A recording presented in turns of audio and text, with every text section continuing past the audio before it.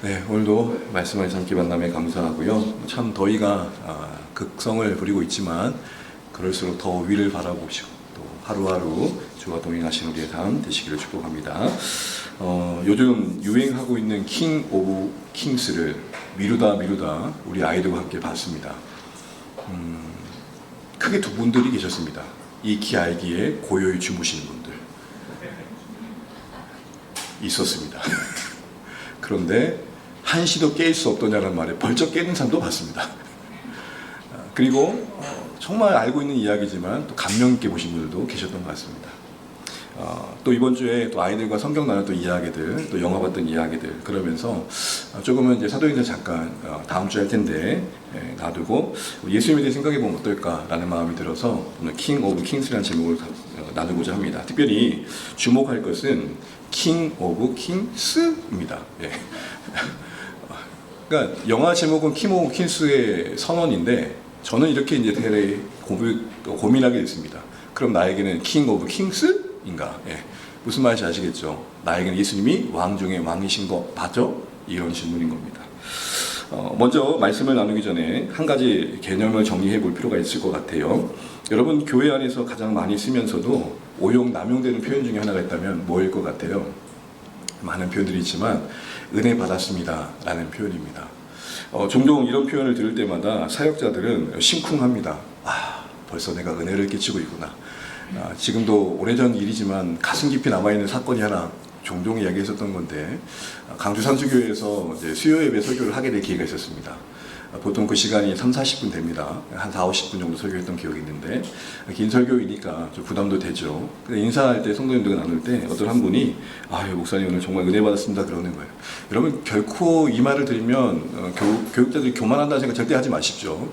네, 필요합니다 절대로는.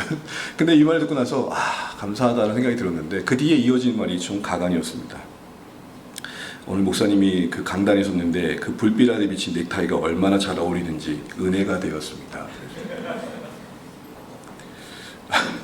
웃었지만 그러셨군요 했지만 적지 않은 충격을 받았습니다. 얼마나 충격받으면 지금도 그러겠습니까?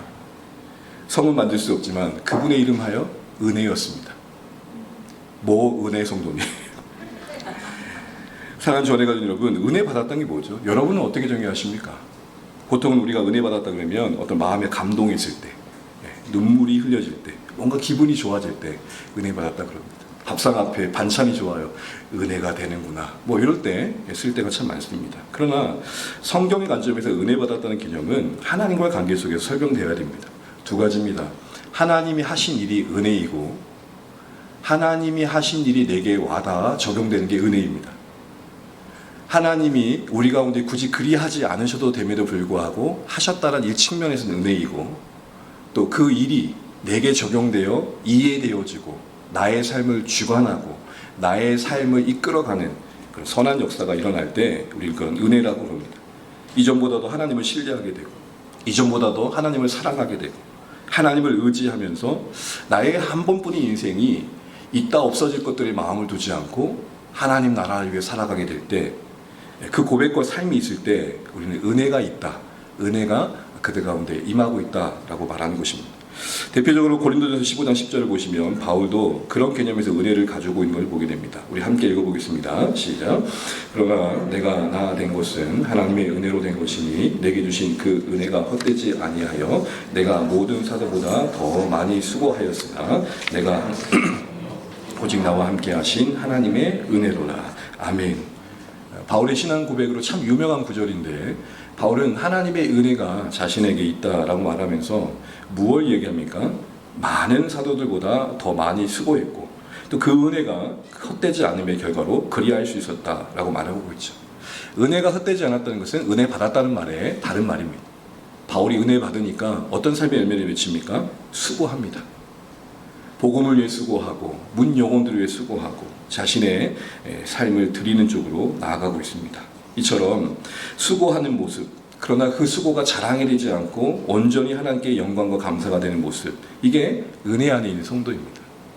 우리가 애를 쓰고 있고 열심을 내고 있는데도 불구하고 뭔가 섭섭하고 감사보다는 불평이 나오고 뭔가 야리까리한 느낌이 자꾸 들고 이거 계속 이래도 되나? 라는 생각이 들 때는 우리 안에 먼저 점검해야 될 게 뭘까요? 은혜의 수위를 한번 돌아보셔야 됩니다.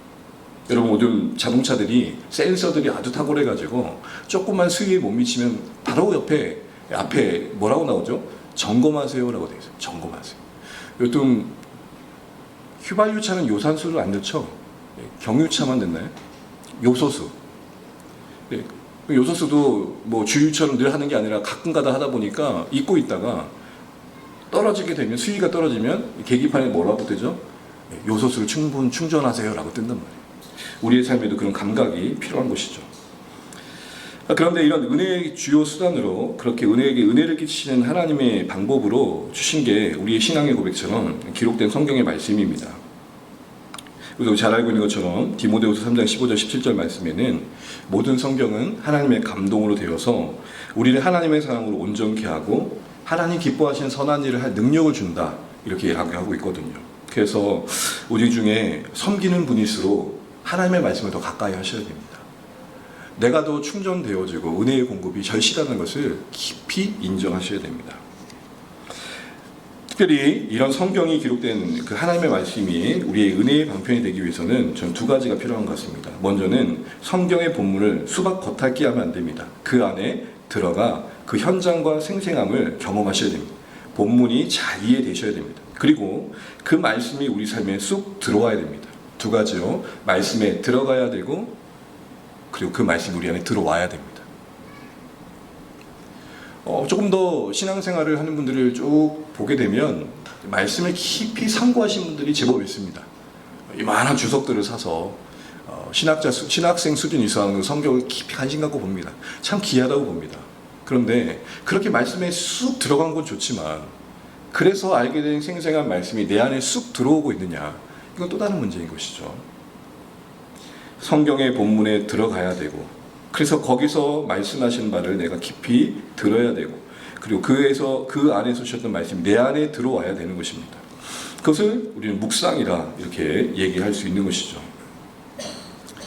오늘 특별히 그런 은혜의 방편으로 말씀이 우리 안에 쑥 들어오고, 우리가 말씀 안에 쑥 들어가고 그 말씀 안에 쑥 들어오게 되는 그런 일들을 오늘 본문과 관련된 하나의 그림을 통해서도 한번 생각해 볼 수 있을 것 같습니다.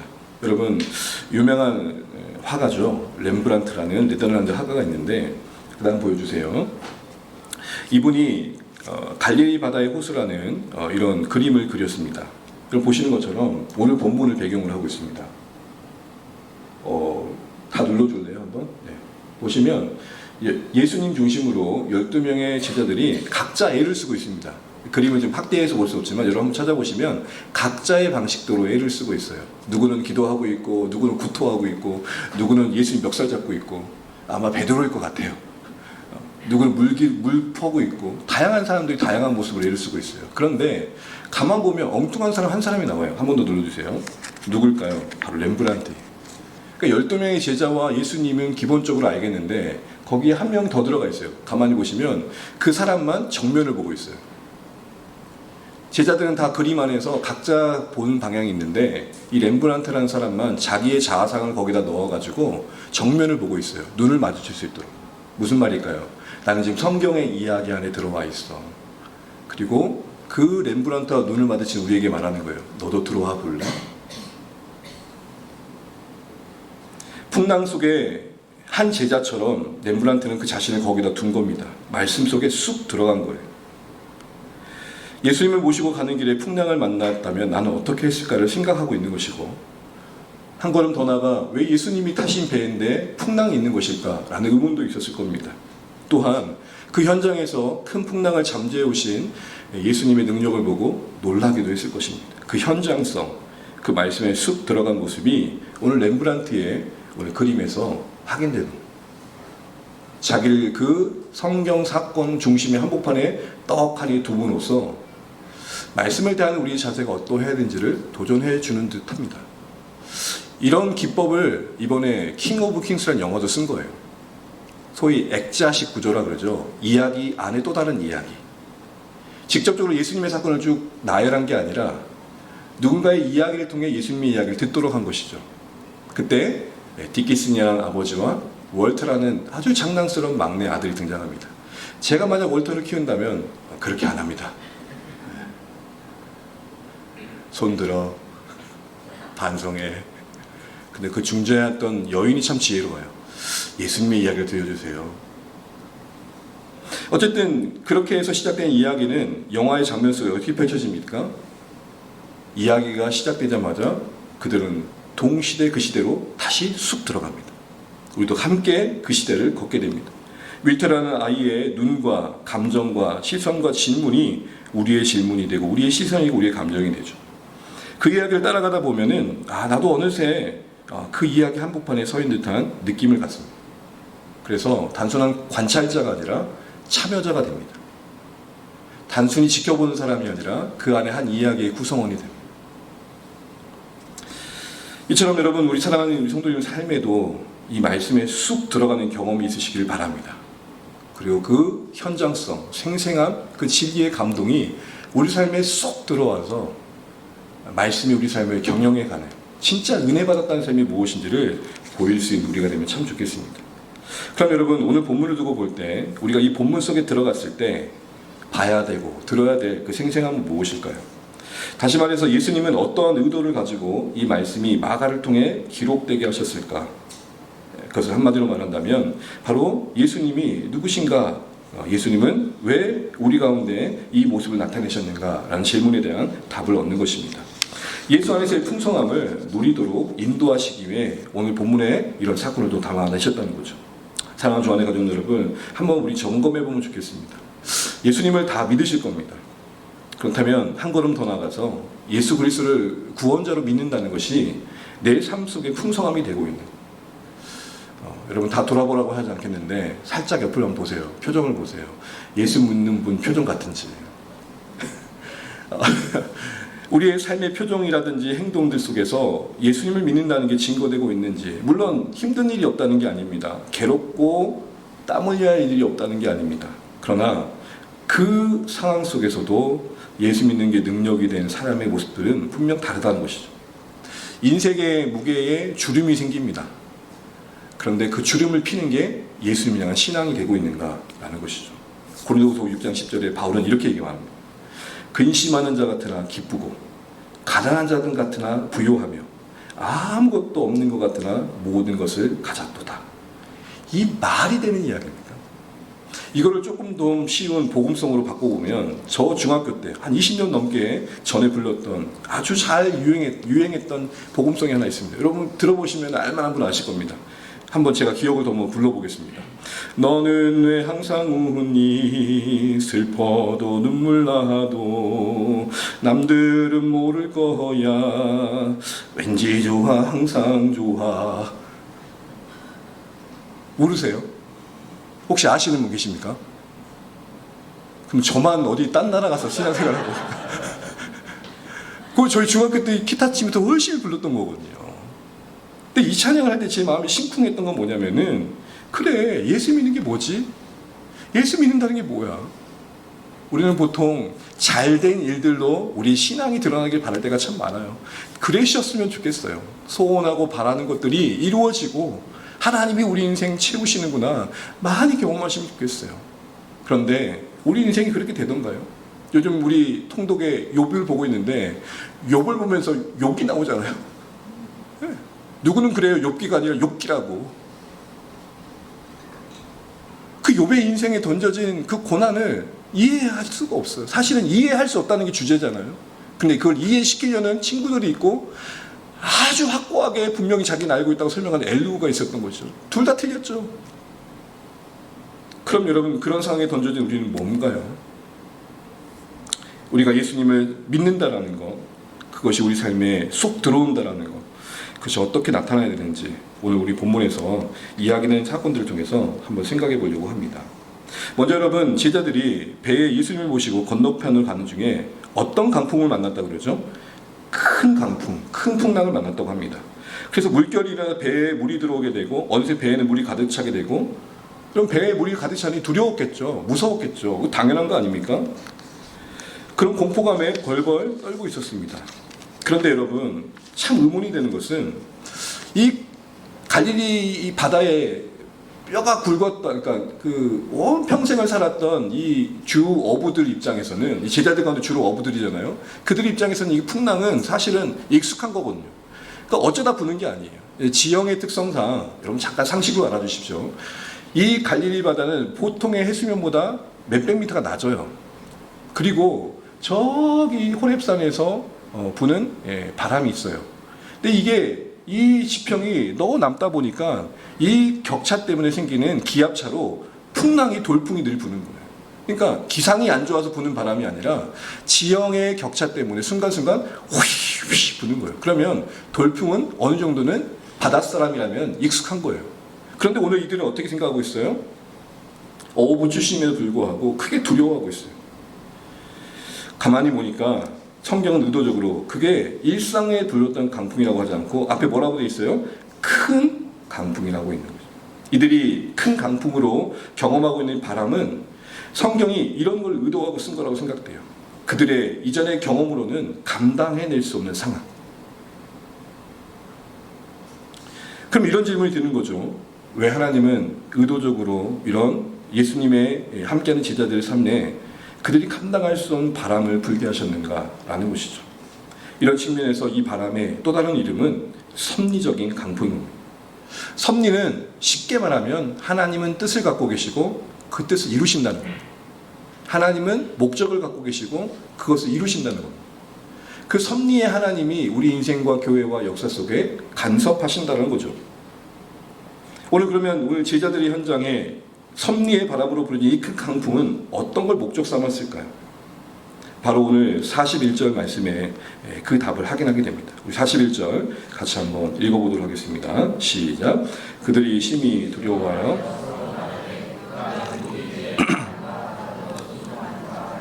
아멘. 큰 풍랑이 일었기 때문에 그들의 힘으로 감당할 수 없었고 그러기에 하나님만이 하실 수 있는 환경이 마련된 겁니다. 그 상황 속에서 예수님이 깨어 바다야 잠잠하라 풍랑아 고요하라고 하셨을 때 일어난 그 일들을 지나고 난 뒤에 오늘 제자 그룹은 이렇게 말합니다. 그가 누구이기에? 네, 바로 이겁니다. 평소에 그들이 봤던 예수님이 아니라 이 사건을 지나고 알게 된 새로운 예수님이 그들의 이해 속에 필요했던 것입니다. 여러분 말씀을 잘 관찰해 보시면 38절에 그들은 처음 예수님을 뭐라고 부르냐면 선생이라고 부릅니다. 선생님 정도로 불렀던 예수님이 이 풍랑 가운데 그 바다를 잠잠케 하신 능력을 나타낸 예수님을 보면서 뭐라고 고백하고 있죠? 그가 누구이기에? 이거는 경애에 찬 감탄을 말합니다. 나는 그냥 훌륭한 스승 정도로 알고 사람 정도로 알았는데 이분이 하나님이라고? 이런 말이에요. 그렇게 볼 수 있는 이유는 그들의 세계관 속에 그 거친 풍랑을 말 한마디로 잠잠케 하실 수는 누구밖에 없어요. 오직 하나님밖에 안 계십니다. 그래서 여러분 한 예로 시편 65편 6절 7절 한번 읽어보겠습니다. 시작. 주는 주의 힘으로 산을 세우시며 권능으로 띠를 띠시며 바다의 설렘과 물결의 흔들림과 만민의 소요까지 진정하시나이다. 아멘. 시편의 고백처럼 주는 하나님은 바다의 설렘과 물결을 그 흔들림은 잠잠케 하시는 진정시키시는 분이시다 라고 고백하고 있습니다. 그러니까 바다를 잠잠케 하신다면 결국 그분 누구예요? 하나님인 거예요. 그런데 그분은 선생 예수예요. 이 충돌. 내가 알고 있는 건 선생 예수님이신데 그분이 바다를 잠잠케 하시면 하나님이란 말인데 이 두 가지가 어떻게 함께하지? 그 어떤 새로운 인식의 세계가 오늘 이 사건과 함께 그들 안에 열리기 시작한 겁니다.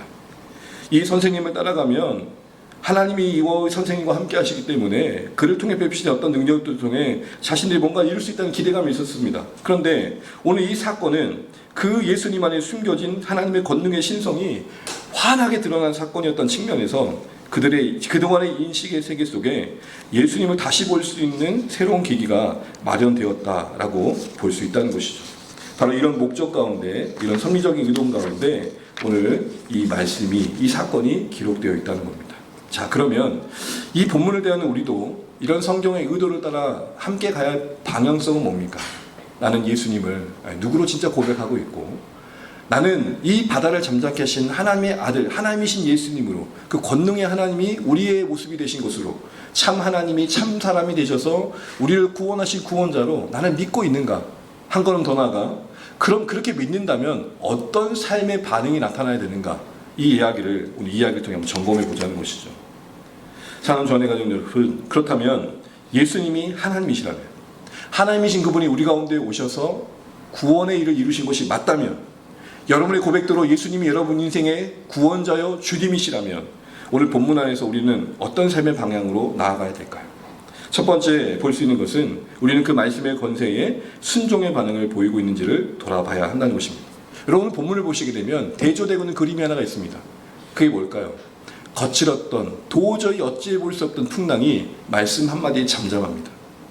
그런데 그럼에도 불구하고 여전히 벌벌 떨고 있고 뭔가 긴장하고 있고 불신의 자세를 유지하고 있는 한 그룹이 있습니다. 누구죠? 제자들입니다.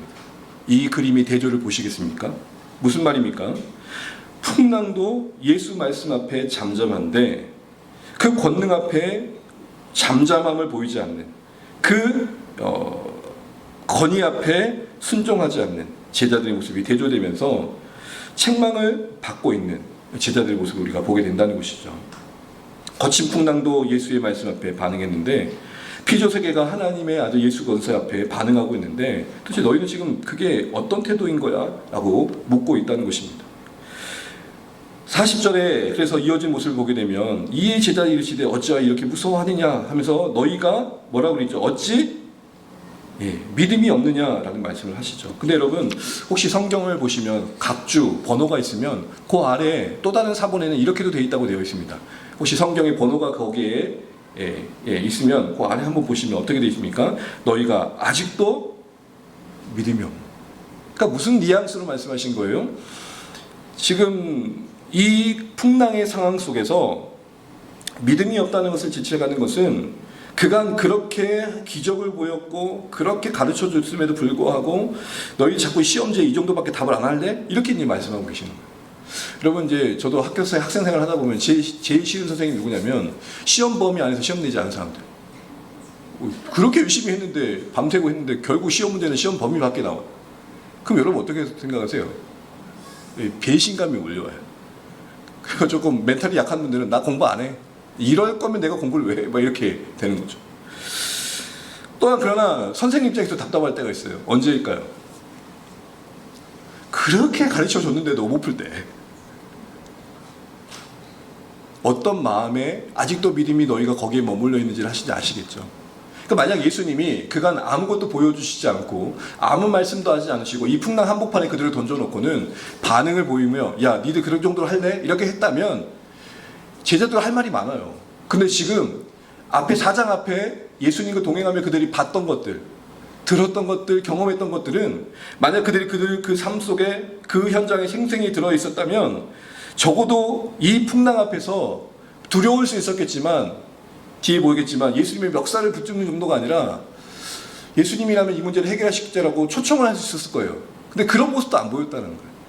그나마 그 모습도 없었다라는 거예요. 그렇게 큰 바다도 바람도 잠잠한데 너희는 도대체 무슨 통뼈길래 순종하지 않느냐, 왜 신뢰하지 않느냐라고 말씀하시는 거죠. 하나님의 아들 예수님은 그 자신의 권능을 나타내심으로 제자들의 영적 현실을 드러내시는 겁니다. 여러분 복음서를 보게 되면 예수님이 자신을 나타내신 현장은 한번 잘 들어보세요. 그 현장에 있는 사람들의 실상을 드러냅니다. 예배는 하나님이 자신을 계시하시는 현장이고 우리는 그 계시된 빛 아래 우리의 어둠을 드러내는 자리가 되셔야 돼요. 타락한 첫 인류, 첫 사람의 하나님의 영광의 부르심 앞에 반응했던 첫 번째 행동이 뭐죠? 아담아 어디 있냐 했을 때 아담은 어떻게 했어요? 하나님 저 찾아보세요 이랬어요? 어땠어요? 숯불 사이에 숨어가지고 몸을 가리움, 숨김, 이게 다 우리 안에 죄된 본성의 한 부분이란 거예요. 오늘 제자들은 드러내야 돼요. 그 드러내면 수치일지 모르지만 그래야 잘할 수 있었거든요. 여러분 우리의 모습은 어떻습니까? 표현의 양해를 구하면서 이런 말을 드립니다. 소위 세상 말로 쌩깔때가 많지 않습니까? 말씀이 우리 안에 작동하고 있는지를 오늘 이 본문을 통해 생각해 보게 되는 거죠. 바람도 반응하고 받아도 반응하는데 너희는 왜 반응하지 않니? 이런 질문을 하고 계시는 겁니다. 혹시 말씀은 우리 안에 너무 유명무실해지지 않는지. 성경을 예수 믿는 분들은 많이 인용해요. 근데 인용이 이용은 아닌지, 내가 하고 싶은 말, 내 이익을 위해서 이용할 때는 있지 않는지. 성경은 인용될 땐 적어도 이용이 아니라 수용되셔야 돼요. 그게 내 안에, 내 심령에, 내 가치에 자리매김해야 된다는 거예요. 예수님의 용서하시는 권세의 말씀에 우리의 믿음이, 우리의 그 미움의 경랑이 고요해지는지, 자족하는 권세 말씀 앞에 우리의 욕망의 풍랑이 잠잠해지는지, 도우시겠다는 그 약속의 말씀에 우리 두려움의 풍랑이 잠잠해지는지 다시 한번 우리를 돌아보면 좋겠습니다. 이를 위해서 앞서 말씀드린 것처럼 우리는 말씀 속으로 들어가야 되고 말씀이 우리 속으로 들어와야 됩니다. 그 과정에 기도는 정말 간절합니다. 우리가 왜 기도해야 되느냐?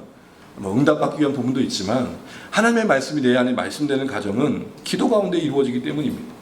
기도 가운데 주의 뜻을 묵상하고 그 묵상의 빛 아래서 어두운 내 모습이 드러내실 때에 때론 회개하고 주의 능력을 구하는 이 기도의 과정 속에 우리의 들은 말씀이 삶이 되는 것입니다.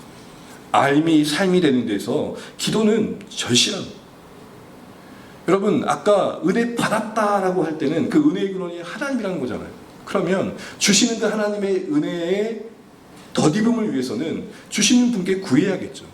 여러분, 가끔 스트레스 받는 말씀 중에 하나가 뭐냐면 구하라 그리하면, 이게 확신이 안 들어. 주신 적이 별로 없거든요. 찾으라 그러면 안 찾을 거예요. 찾을 것이요. 두드리라 그러면, 저는 이 말씀을 보면서 때론 스트레스를 받았어요.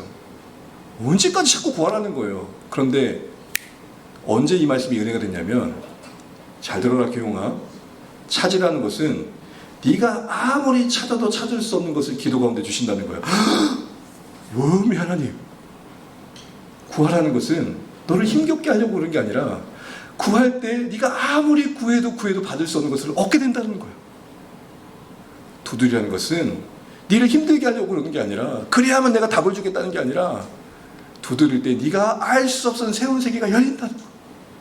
우리는 우리의 필요 안에서 구할 때가 많지만 하나님은 기도의 수단을 가지고 그 필요 밖에서 나를 만나기를 원하신다는 것을 알게 됐을 때 이건 초청이었어요. 의무의 강행이 아니라. 여러분, 우리에게 기도는 초청인가요? 아니면 의무의 이행인가요? 이거라도 안 하면 뭔가 복을 받지 못할 것 같은 불안감? 이렇게도 하지 않으면 이미 있는 복마저 떠날 것 같은 불안감? 구하라, 찾으라, 두드리라 하셨을 때는 이런 말로도 받아들이면 좋으실 것 같아요. 내가 너희에게 주고 싶은 게 너무 많다. 그러니까 기도를 받아내기 위한 수단으로만 여기면 그 말씀은 의무이행이에요. 그러나 주시고자 하는 하나님의 마음의 풍성함에서 비춰보면 찾으라는 말은 뭐예요? 콜링이고 초청이에요. 그런 기도 가운데 우리 안에 말씀이 쏙 들어오고 은혜가 들어오고, 그래서 그의 권능의 말씀이 우리 삶의 순종으로 열매 맺는 은혜가 있기를 간절히 축복합니다. 두 번째로는 우리의 인생을 끝까지 인도하고 계심을 신뢰해야 된다는 겁니다. 여러분, 오늘 보시게 되면 38절 한번 읽어볼까요? 38절 한번 읽어보겠습니다. 거기 없네요. 있나요? 있죠. 시작. 예수께서는 고물에서 선생님이 우리가 죽게 된 것을 돌보지 아니하시나이까. 앞서 말씀드린 것처럼 여기서 깨우며라는 단어를 주목해 보면, 이 깨우다는 것은 분명 겉으로 볼 땐 예수님을 그 풍랑 가운데서 깨운다는 건 믿음처럼 보일지 모르지만 맥락과 문맥을 보게 되면은 그것은 책망이 섞인 외침이었어요. 책망이 섞인 흔듦이었어요. 그래서 여러분, 아까 그 그림을 보시잖아요. 그러면 한 분이 예수님의 멱살을 잡고 있어요. 그리고 이 말씀은 현재 반복 시대인데, 그러니까 이런 거예요. 여러분, 예수님 하고 그런 게 아니라 어떻게 된 거예요? 예수님 좀 일어나라고 이러는 거예요. 그 정도로 예수님을 흔들어 댔다라는 거예요. 급박한 상황이니 그럴 수 있었겠죠. 그러나 그 순간 흔들 때 예수님을 흔드는 제자들의 마음에 어떤 마음이 있었을까요? 실망과 분노가 있었을 거예요. 여러분, 생각을 해보세요. 지금 누가 여기 오자 그랬어요? 예수님이 가자고 했는데 정작 누가 죽으셔요? 이런 일은 우리 일상의 다반사예요. 제가 어제 애들하고 물놀이 하는데 저기 이렇게 선배들 쪽에서 앉아있어 조금 쉬고 있는데 가까우니까 들린 거예요. 들으려고 한 게 아니에요. 들려줬어요, 그들이.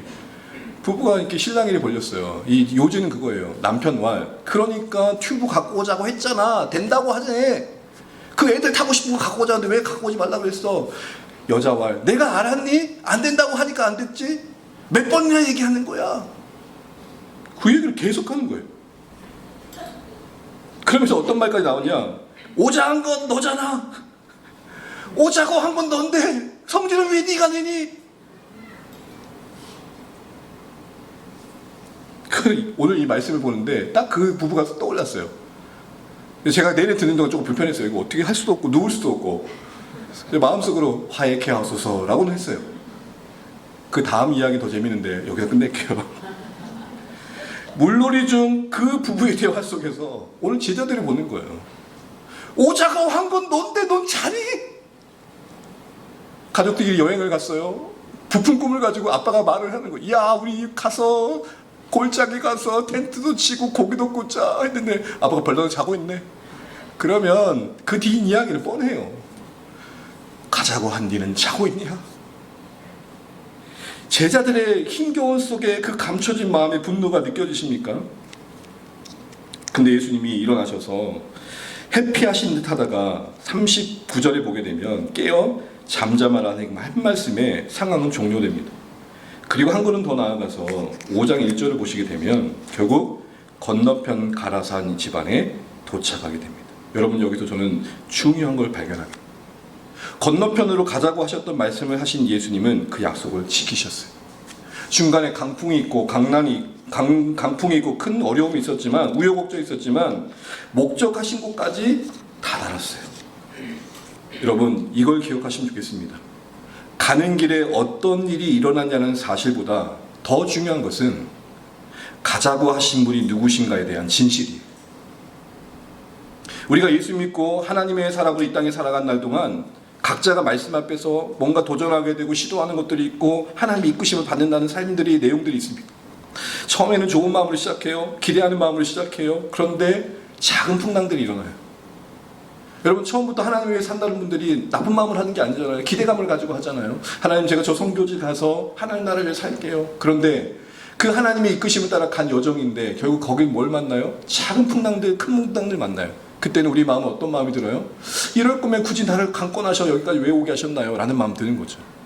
가는 과정의 여러 사실들은 우리에게 그런 마음을 갖게 하지만 그때마다 우리 잊지 말아야 할 건 뭐예요? 우리를 가게 하신 분이 누구신가를 잊지 않으시기를 바랍니다. 내가 가는 동안 어떤 일을 만났냐보다 더 중요한 것은 나를 이끌고 가시는 그분이 누구시지? 이거 결코 잊지 않으시길 바랍니다.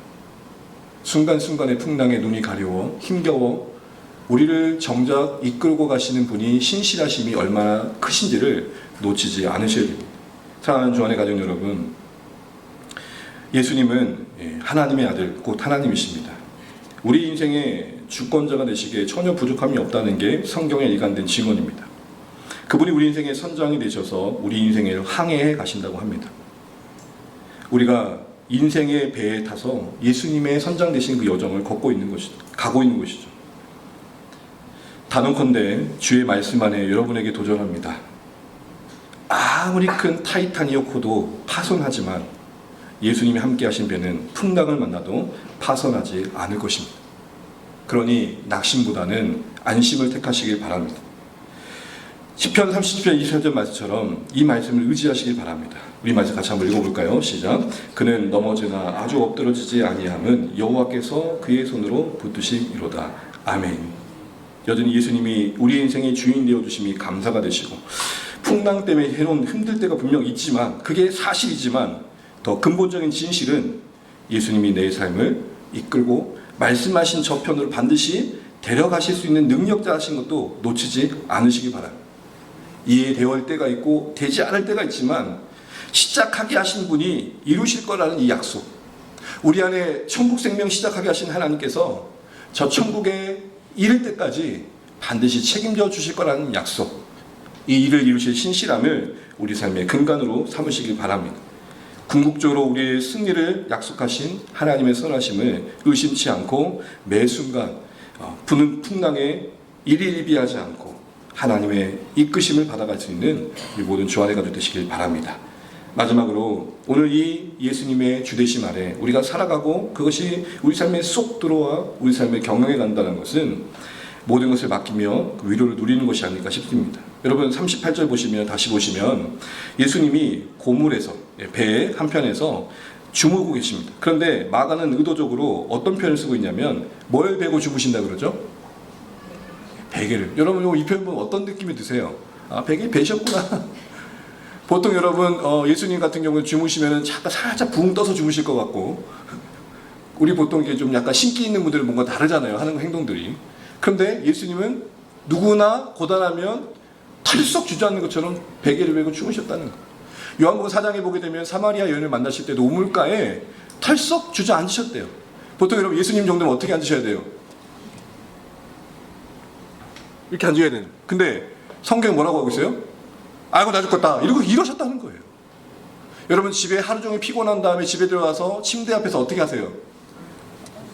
이렇게 하지 않잖아요. 어떻게 해요? 벌다가 누우면서 아이고 집이 좋네 이러잖아요. 여러분 거기서 뭘 봅니까? 우리 이 모습에서 뭘 보죠? 예수님의 인간적인 모습을 봅니다. 고단한 하루 일과에도 아무 피로도 느끼지 않는 강건한 그런 강인한 육체의 예수님이 아니라 어떤 정도의 육체의 한계를 느끼고 계신 예수님의 모습에서 우리는 동질감을 느끼는 거죠. 그런데 이게 은혜가 되는 거예요. 예수님이 이런 모습을 통해서 참 사람됨을 드러내시면서 우리에게 기대하시는 바가 뭘까요? 여러분 예수님의 인성은 여러 면에서 적용할 수 있지만 가장 큰 건 뭐냐면 우리를 아신다는 거예요. 이 뻔한 말이 깊이 있게 와닿는 관계가 있다면 얼마나 행복할까요? 내가 너를 알아. 너의 형편을 이해해 라는 말을 우리가 종종 듣지만 진짜 아는 사람들이 많이 있던가요? 히브리서 2장 10절 말씀처럼 그가 시험을 받아 고난을 당하셨은즉 시험 받은 자를 능히 위로할 수 있느니라. 아멘.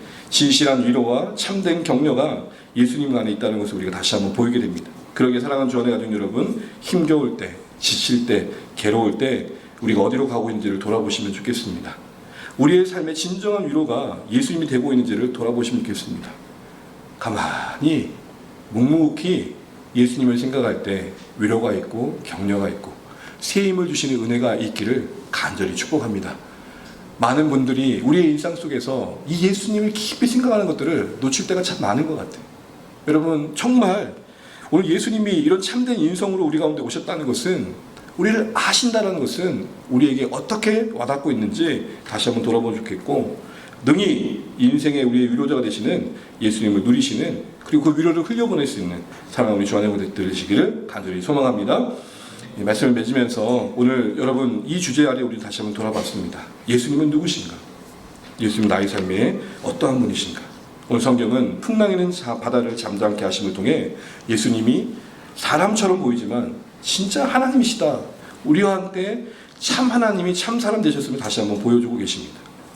문제는 그 예수님을 우리가 고백하는 가운데 그 예수님의 참 하나님 되심의 주권 앞에서 우리는 어떤 반응을 보이고 있는지를 다시 한번 돌아보시면 좋겠습니다. 인생의 풍랑 앞에서 우리는 어떤 태도를 보이고 있는지 돌아보십시오. 우리 안에 진짜 킹 오브 킹이신지 왕 중의 왕이신지 다시 한번 점검해 보시면 좋겠습니다. 킹 오브 킹? 정말 거기에 예스라고 말할 수 있는 우리가 되시면 좋겠습니다. 또한 이 도전과 더불어 주시는 위로도 누리시면 좋겠습니다. 사진 하나 보여주세요. 오늘 이 풍랑 있는 바다를 가만히 보면 어떤 분이 이런 얘기를 하더라고요. 어떤 분이 이런 이야기를 하는 걸 들었어요. 그래 배가 컸으면 별 문제 안 됐을 텐데 라고 말을 해요. 여러분 크루즈라는 큰 배가 항해하는 보게 되면 웬만한 파도나 이런 걸 흔들리지 않아요. 근데 파도에 큰 영향을 받는 것은 배의 사이즈가 작으면 작을수록일까요? 크면 클수록일까요? 작으면 작을수록. 성경을 보게 되면은 그 배가 물이 급하게 금방 들어왔어요. 근데 이게 지금 보시는 것은 그 당시 예수님 당시 배로 항행되는 어떤 유물이에요. 1986년에 겨울에 큰 가뭄 때문에 갈릴리 호수가 수위가 쭉 내려간 가운데 발견된 거예요. 복원을 해보니까 크기가 높이는 한 1.2m. 여러분 1.2m면 이 정도밖에 안 돼요. 그러면 당연히 물에 잠기는 깊이 생각하면 바닷물이 얼마나 쉽게 들어왔겠어요. 그러니까 이 조그마한 배에 예수님과 13명이 찬 거예요. 그러면 그들이 느꼈던 파도의 느낌, 체감은 얼마나 더 컸겠어요. 앞서 말씀한 것처럼 큰 배였으면 별일 없었을 텐데 라는 말을 제가 보면서 우리가 어떤 인생을 추구하고 있는지 다시 한번 생각해 보게 돼요. 우리의 배가 크기를 바라는 게 신앙이 아니라 내 인생 참 작은 배와 같지만 여기에 예수님이 계시다는 것을 촉하다. 여러분 35절 보게 되면 다른 배도 있었어요. 예수님의 배만 있었던 게 예수님 다시 배만 있었던 게 아니라 다른 배도 그 풍랑 가운데 있었어요. 그러나 성경은 예수님이 계신 배를 주목하고 있어요.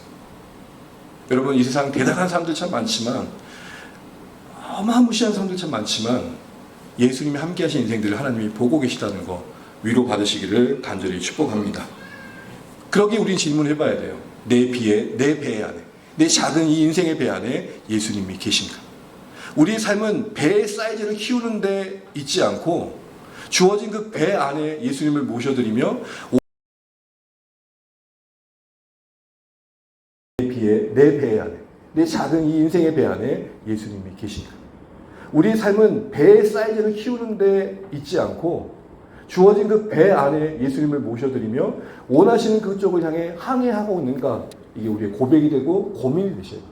아무쪼록 오늘 제자들이 이 풍랑의 가정 속에서 의도하셨던 대로 예수님 누구신지도 알아가고 그리고 그 예수님을 알 때 어떤 삶의 모습이 있어야 되는지를 보여준 말씀 속에서 우리 다시 한번 돌아오시면서 정말 예수님을 나에게 킹 오브 킹이신지 점검해 보시고 나아갈 바를 고민해 가시는 오늘의 말씀 되시기를 간절히 축복합니다. 주신 말씀